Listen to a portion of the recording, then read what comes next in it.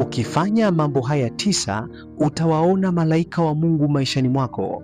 Jambo la msingi ambalo unatakiwa ulitambue, kuna ulimwengu usioonekana, kuna viumbe wa nuru lakini watu wengi huwa hawaoni. Kuna uwepo wa kimungu lakini sio kila mtu anauona. Watu wengi wanaishi maisha yao yote bila hata kugusa mipaka ya ulimwengu wa rohoni, lakini wachache sana wanagusa pazia hilo na kuanza kuona kile ambacho macho ya kawaida hayawezi kuona. Swali ni hili: je, inawezekana kweli kumwona malaika? Na kama inawezekana, ni nini hasa unapaswa kufanya ili macho yako ya kiroho yafunguke?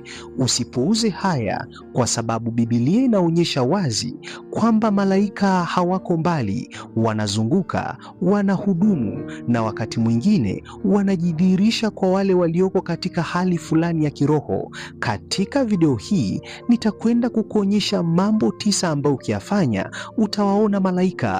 Kabla tujaendelea na somo letu la leo, nisiwe mchoyo wa shukrani. Napenda kuwashukuru watu wote mlio subscribe katika channel yetu hii ya Nguvu ya Maono Media. Tunawaombea kwa Mungu awalinde, awatuze na awafanikishe kwenye kila jambo ambalo mnalifanya.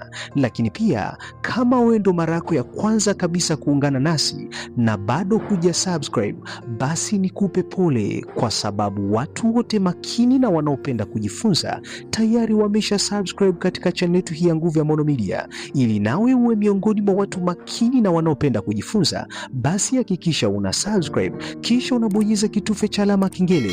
Kwa kufanya hivyo utakuwa miongoni mwa watu makini na wanaopenda kujifunza. Hakika Nguvu ya Maono Media ni mgodi wa maarifa. Twende moja kwa moja tukaangalie, ukifanya mambo haya 9 utawaona malaika wa Mungu maishani mwako. Namba 1, kuishi maisha ya utakatifu na haki. Malaika ni viumbe watakatifu, hawawezi kudumu mahali palipojaa dhambi bila toba. Ndio maana ukisoma kwenye kitabu cha Mathayo sura ya 5 na mstari wa 8 imeandikwa nukuu, heri wenye moyo safi, maana hao watamwona Mungu. Kwa hiyo tunajifunza maana yake, kadri moyo wako unavyokuwa safi ndivyo macho yako ya kiroho yanavyofunguka. Malaika huvutiwa na mazingira ya utakatifu, mahali ambapo uwepo wa Mungu unaheshimiwa. Kwa hiyo jambo la msingi au siri ni kwamba si kwamba malaika hawapo karibu na watu wa kawaida, ila mtu asiye na utakatifu hawezi kuwatambua. Kwa hiyo jambo la kwanza ili uweze kumwona malaika kwenye maisha yako, kwa hiyo ni kuishi maisha ya utakatifu na haki. Ukiwa mtu ambaye unaishi maisha ya utakatifu na haki, basi utaanza kuwaona malaika kwenye maisha yako, kwa sababu malaika huvutiwa na sehemu ambayo ni takatifu, sehemu ambayo inamheshimu Mungu. Kwa hiyo ukiishi maisha ya utakatifu na haki, jambo hili ukilifanya vizuri, utamwona malaika, utaanza kuona malaika kwenye maisha yako, utaanza kuona malaika wakikuhudumia, utaanza kuona malaika wakikuepusha na hatari mbalimbali, utaanza kuona malaika akikuvusha. Kwa hiyo jambo la kwanza ili uweze kumwona malaika kwenye maisha yako, ishi maisha ya utakatifu na haki, kwa sababu tumesoma kwenye kitabu cha Mathayo sura ya 5 na mstari wa 8 imeandikwa, heri wenye moyo safi, maana hao watamwona Mungu. Kwa hiyo ukianza kuishi maisha ya utakatifu, macho yako ya kiroho yataanza kufunguka, na kishafunguka utaanza kuwaona malaika kwenye maisha yako. Lakini jambo la pili ambalo ukilifanya utaanza kuwaona malaika kwenye maisha yako ni kuwa na maisha ya maombi ya dhati, kuishi maisha ya maombi, kuwa mtu wa maombi. Jambo la msingi ambalo unatakiwa ulitambue, maombi si maneno tu, ni mlango wa kuingia katika ulimwengu wa rohoni. Kwa hiyo ukisoma, ndio maana ukisoma kwenye kitabu cha Danieli sura ya 10 na mstari wa 12 hadi wa 13 imeandikwa nukuu, ndipo akaniambia, usiogope Danieli, kwa maana tangu siku ile ya kwanza ulipotia moyo wako ufahamu na kujinyenyekeza mbele za Mungu wako, maneno yako yalisikiwa, nami nimekuja kwa ajili ya maneno yako. Lakini mkuu wa ufalme wa Uajemi alinipinga siku 21, bali tazama, huyo Mikaeli, mmoja wa hao wakuu wa mbele, akaja kunisaidia, nami nikamwacha huko pamoja na wafalme wa Uajemi. Kwa hiyo tunaona Danieli alipokuwa akiomba kwa bidii, malaika alitumwa kwake, lakini kulikuwa na vita vya kiroho kabla ya kufika. Kwa hiyo hili jambo la msingi ambalo nitakuwa utambue, hii inaonyesha wazi maombi yako yanavuta harakati za malaika kwenye maisha yako. Unapokuwa ni mtu ambaye unapenda kuomba, ndio maana ukisoma kwenye Biblia utaona hata Yesu Kristo alipokuwa katika maombi, malaika alikuja kumhudumu. Kwa hiyo maombi yanafanya, Biblia inasema Danieli alipokuwa kwenye maombi ya siku 21 anaomba, maombi yale yalimvuta malaika, alifanya Mungu awatume malaika kwenye maisha yake. Kwa hiyo hata nawe ukiwa ni mtu ambaye unaomba, ukiwa ni mtu ambaye unafanya maombi, ukiwa ni mtu ambaye huwa unaomba, maombi yanafanya Mungu aachilie malaika kwa ajili ya maisha yako. Maombi yanafanya Mungu atume malaika kwa ajili ya maisha yako. Ukiwa ni mtu ambaye unaishi maisha ya maombi, unaomba, unafunga, unaomba, maombi yanafanya Mungu aachilie malaika waje kwa ajili yako. Maombi yanafanya Mungu atume malaika wakuokoe. Maombi yanafanya Mungu atume malaika wakuletee ujumbe. Kwa hiyo maombi yana nguvu sana. Maombi yanafanya malaika, yaani malaika wasikatike kwako, malaika wanakuwa kwa frequent kwako, wako kwako tu. Unapokuwa mtu wa maombi, Mungu anawatuma malaika. Malaika ni wajumbe. Kama malaika ni wajumbe, manake wana ujumbe kwa ajili yako. Unaanza kuona Danieli amefunga siku 21, maombi yale yakafanya Mungu akamtuma malaika ampelekee ujumbe. Malaika anafika hapo, anamwambia, ndipo akaniambia usiogope Danieli. Malaika anamwambia usiogope Danieli, kwa maana tangu siku ile ya kwanza ulipotia moyo wako ufahamu na kunyenyekeza mbele za Mungu wako, maneno yako yalisikiwa, nami nimekuja kwa ajili ya maneno yako. Unaona, ukiwa mtu wa maombi, malaika anatumwa kwenye maisha yako. Ukiwa ni mtu ambaye unaomba, ni mtu wa maombi, unaishi maisha ya maombi, unaomba, yani ni tabia ambayo ukiifanya, ni jambo ambalo ukilifanya utaona malaika kwenye maisha yako. Umeona Danieli kwa sababu ya maombi, alikuwa anaomba, Mungu akamtuma malaika kwake. Lakini pia ngoja nikupe tena siri nyingine nzuri kabisa, siri kubwa sana. Ukisoma kwenye kitabu cha Matendo ya Mitume sura ya 12, kama unanielewa vizuri sema na kuelewa vizuri mwalimu. Kama unanielewa naomba comment chini hapo, andika na kuelewa vizuri mwalimu. Amen. Mungu akubariki sana. Okay, ngoja nikuonyeshe pia maombi yalivyokuwa na nguvu ya kuwa, ukiwa ni mtu ambaye unafanya maombi utaona malaika kwenye maisha yako. Hebu tusome kitabu cha Matendo sura ya 12 na mstari wa kwanza na kuendelea. Imeandikwa hivi: panapo majira yale yale, Herode mfalme akanyosha mikono yake kuwatenda mabaya baadhi ya watu wa kanisa, akamua Yakobo ndugu yake Yohana kwa upanga, na akiona ya kuwa imewapendeza Wayahudi, akaendelea akamshika na Petro. Siku hizo zilikuwa siku za mikate isiyochachwa. Alipokwisha kumkamata, akamweka gerezani, akamtia mikononi mwa vikosi 4 vya askari 4 wamlinde, akitaka baada ya Pasaka kumtoa na kumweka mbele ya watu. Mstari wa 5, basi Petro akalindwa gerezani, nalo kanisa likamwomba Mungu kwa juhudi kwa ajili yake. Hata wakati Herode alipotaka kumtoa usiku ule ule, Petro alikuwa analala katikati ya askari wawili, amefungwa minyororo miwili. Walinzi mbele ya mlango wakailinda gereza. Mara malaika wa Bwana akasimama karibu naye, nuru ikamulika mle chumbani, akampiga Petro bavuni, akamwambia akisema, ondoka upesi. Minyororo yake ikamwanguka mikononi. Malaika akamwambia, jifunge, kavae viatu vyako. Akafanya hivyo, kisha akamwambia, jivike nguo yako ukanifuate. Akatoka nje akamfuata, wala hakujua ya kuwa ni kweli yaliyofanywa na malaika, bali alidhani kwamba anaona maono. Na walipopita lindo la kwanza na la pili, wakaja hata mlango wa chuma na wa kuingilia mjini, ukawafungukia wenyewe. Wakatoka nje wakapita katika njia moja, mara malaika akamwacha. Hata Petro alipopata fahamu akasema, sasa nimejua yakini ya kuwa Bwana amempeleka malaika wake na kunitoa katika mkono wa Herode na katika kutazamia kote kwa taifa la Wayahudi. Na alipokuwa akifikiri haya, akafika nyumbani kwa Mariamu mamaye Yohana, ambaye jina lake la pili ni Marko, na watu wengi walikuwa wamekutana humo wakiomba. Umeona? Mstari wa 13, naye alipobisha kilango cha lango, kijakazi jina lake Roda akaja kusikiliza. Mstari wa 14, alipoitambua sauti ya Petro hakukifungua lango kwa ajili ya furaha, bali alipiga mbio akaingia ndani, akawaambia kwamba Petro anasimama mbele ya lango. Wakamwambia, una wazimu. Lakini yeye akakaza sana akasema ya kwamba ndivyo hivyo. Wakanena, ni malaika wake. Petro akafuliza kugonga, hata walipokwisha kumfungulia wakamwona, wakastaajabu. Kuna ufunuo wa ajabu sana hapa. Naomba mnisikize vizuri. Kuna ufunuo wa ajabu sana hapa. Unaanza kuona kwenye kwenye hii kitabu cha Matendo sura ya 12 mstari wa kwanza, Biblia inasema, panapo majira yale yale Herode mfalme akanyosha mikono yake kuwatenda mabaya baadhi ya watu wa kanisa, akamua Yakobo ndugu yake Yohana kwa upanga. Unaanza kuona huyu unaanza kuona hapa Biblia inasema panapo majira yale Herode akamkamata Yakobo. Herode alipomkamata Yakobo, kanisa alikuomba. Kwa hiyo ukiacha kuomba, malaika haji kwako. So unaanza kuona hapa Herode anamkamata Yakobo, kanisa lipo kimya. Herode mpaka anaua, kanisa lipo kimya. Mstari wa 5, Biblia inasema basi Petro akalindwa gerezani.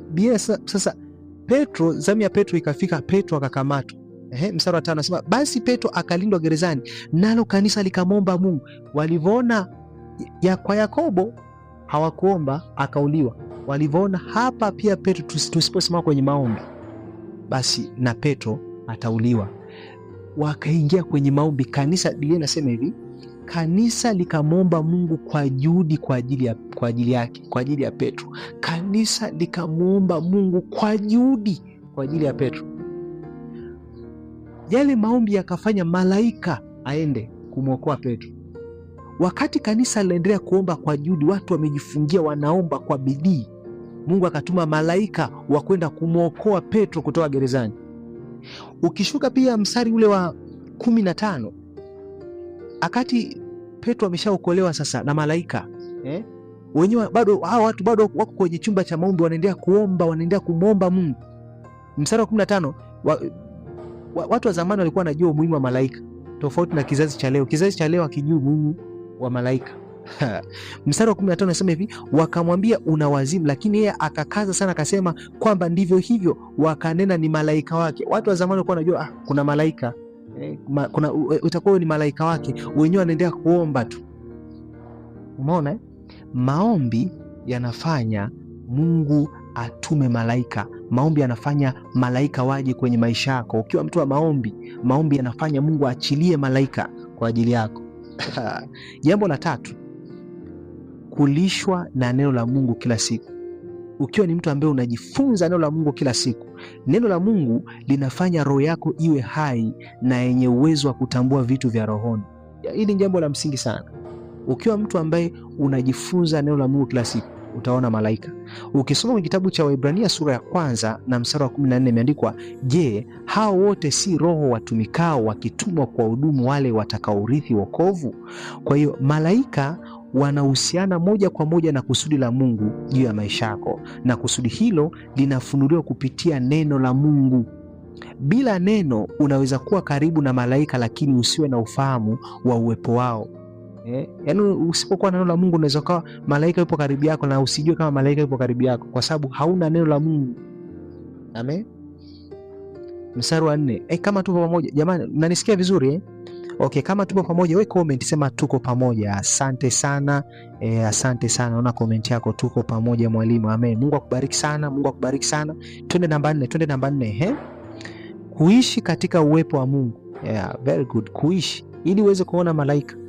Ishi katika uwepo wa Mungu. Hii sio dini, ni uhusiano.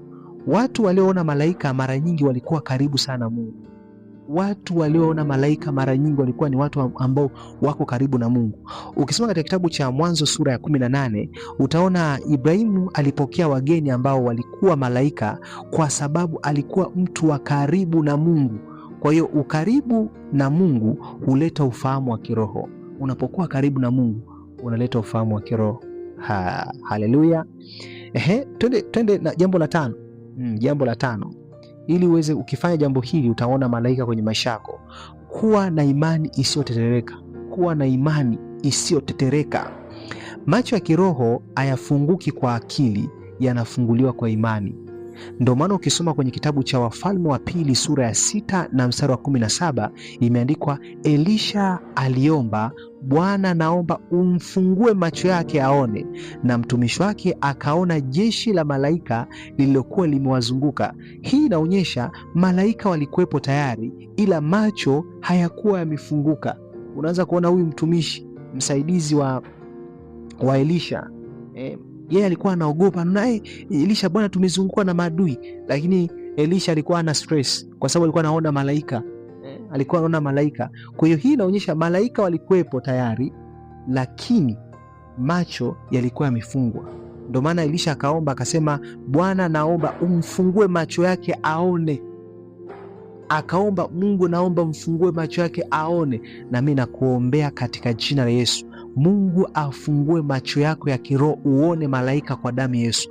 Uone malaika wakikuokoa, uone malaika wakikuepusha na hatari, uone malaika akikuvusha. Ninakuombea macho yako yafunguke katika jina la Yesu. Ninakuombea kwa wewe unayenisikiliza, na yaombea macho yako yafunguke, macho yako ya kiroho yafunguke, waone malaika kwenye maisha yako katika jina la Yesu. Uone uwepo wa malaika kwenye maisha yako katika jina la Yesu. Ninakuombea kwa damu ya Yesu, macho yako, ewe macho, funguka kwa damu ya Yesu. Imekuwa kwa jina la Yesu. Jambo la 6, kama tuko pamoja, naomba niambie tuko pamoja. Safi. Nafurahi napoona komenti yako. Amen. Jambo la 6 ukilifanya utaona malaika ni kufunga na kuomba kwa makusudi. Kufunga, fasting and praying. Kufunga na kuomba kwa makusudi. Kufunga si njaa tu, ni kuinyamazisha mwili, ni kunyamazisha mwili ili roho yako isikike.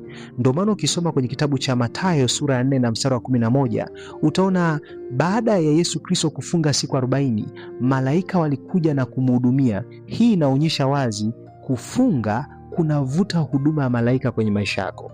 Unapokuwa unaona Yesu baada ya kufunga siku 40, ukisoma sura ya Mathayo sura ya 4, ukasoma ile sura yote ya 4:11 pale, sura ya Mathayo 4 mstari wa 11, utaona baada ya Yesu Kristo kufunga siku 40 malaika walikuja kumhudumia.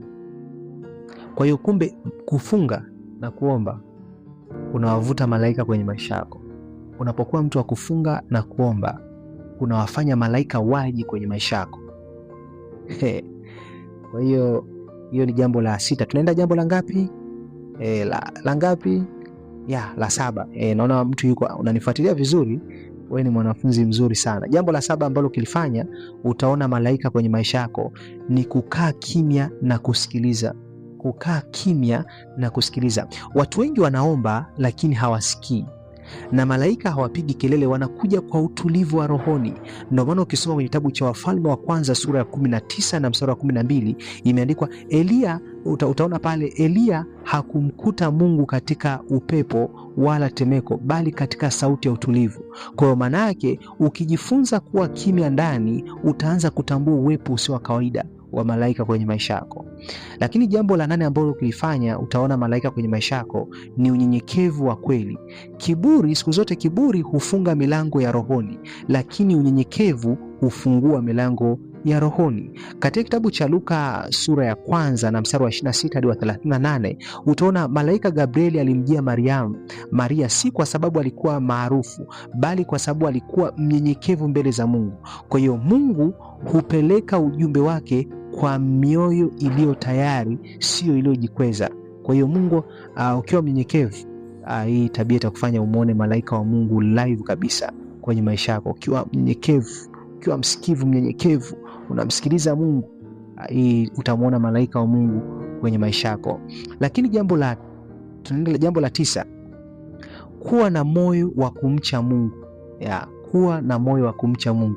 Hii si hofu ya kawaida, ni heshima ya ndani yenye uzito wa kiroho. Ndio maana ukisoma kwenye kitabu cha Zaburi 34 na mstari wa 7 imeandikwa, malaika wa Bwana hufanya kituo akiwazungukia wamchao na kuwaokoa. Kwa hiyo hii inaonyesha kumcha Mungu kunavuta uwepo wa malaika karibu yako. Unapokuwa ni mtu ambaye unamtumikia Mungu, unapokuwa ni mtu ambaye unamcha Mungu, unamtumikia Mungu, unatembea kwenye njia za Mungu, jambo hili litavuta malaika wa Mungu kwenye maisha yako. Unapokuwa ni mtu ambaye unatembea kwenye njia za Mungu, yani wewe unatembea kwenye njia za Mungu, unafanya yale Mungu ambaye anataka uyafanye, jambo hili litavuta malaika wa Mungu kwenye maisha yako. Utaanza kuona malaika wa Mungu. Kumcha Mungu kunavuta malaika wa Mungu kwenye maisha yako. Ndio maana Zaburi inasema, Zaburi 34 mstari wa 7, malaika wa Bwana hufanya kituo. Yani malaika wanafanya kituo kwa wale watu ambao wanamtumikia Mungu, wale watu ambao wanamtafuta Mungu kwa bidii. Mungu anasema, nawapenda wale wanipendao, na wale wanitafutao kwa bidii wataniona. Malaika wanafanya kituo. Unajua malaika anakuepusha na hatari. Unajua kuna wakati barabara ile unaweza kujikuta umepata ajali, ukashangaa wewe unatoka salama. Ajali ile kuna mwingine amekufa, lakini unashangaa unatoka salama. Malaika wa Mungu anakulinda, anafanya kituo kabisa. Huyu ni masihi wa Bwana, hatakiwi kuguswa, hatakiwi kufa kwa ajali, hatakiwi, anakulinda. Ndio maana wewe umeponea kwenye hatari nyingi. Nataka nikwambie kitu. Ugonjwa ule ambao uliumwa ukapona, yupo ambaye aliumwa hakupona akafa. Barabara ile uliyopita, kuna mwingine alipita barabara ile akafa pale pale, lakini Mungu amekulinda ukapita kwenye hiyo barabara. Mungu anakupenda. Mungu anakupenda sana. Kwa hiyo kumtumikia Mungu kunawafanya malaika waweke kituo kwenye maisha yako. Malaika wa Mungu wakusaidie. Malaika wa Mungu anaweka kituo kabisa, yani wanakulinda, wanahakikisha upate na dhara lolote. Ni matumaini kuna kitu ambacho umejifunza. Kama kuna jambo ambalo umejifunza, nitafurahi sana ukiniambia kwenye comment umejifunza kitu gani, na mimi nitaijibu comment yako kabisa. Ninakupenda sana. Mungu akubariki wewe utakayetumia muda wako kushare link ya video hii kwa ndugu, jamaa na marafiki. Mungu akajibu haja ya moyo wako. Ninakupenda sana, nikutakie wakati mwema.